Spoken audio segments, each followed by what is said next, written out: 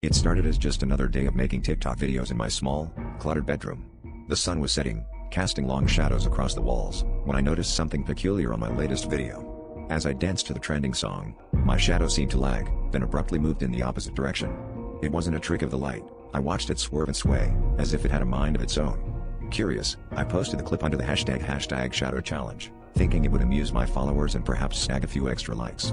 What I didn't anticipate was the video going viral overnight, drawing millions of views and thousands of comments, many expressing a sense of unease that matched my own growing dread. As the days passed, the shadow continued its rebellious dance, seemingly mocking my every move in each new clip.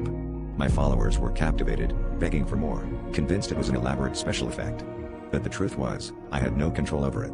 I could feel its presence even when the camera was off, a cold weight pressing against my back, whispering in a language I couldn't understand.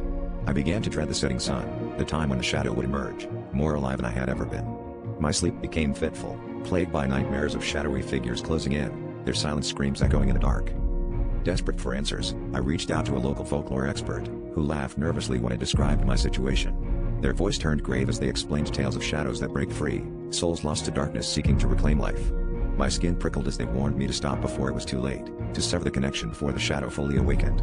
But the allure of the views, the addictive rush of attention was too strong, and I found myself drawn to the camera again and again, hoping for a rational explanation, a way to dispel the growing terror. It wasn't until the final video that everything became clear. I stood in front of the camera, the room darkened, the shadow looming larger than ever. As I moved, it hesitated, then stepped forward, not away, reaching out a hand to touch my own. I froze, heart pounding, unable to breathe as it gripped my arm with icy fingers. The screen flickered, and I watched in horror as the shadow's face turned towards the lens, revealing hollow eyes and a wide, empty grin. In that instant, I knew I had gone too far. The video ended abruptly, the last image burned into my mind, a shadow no longer content to mimic, now intent on taking my place.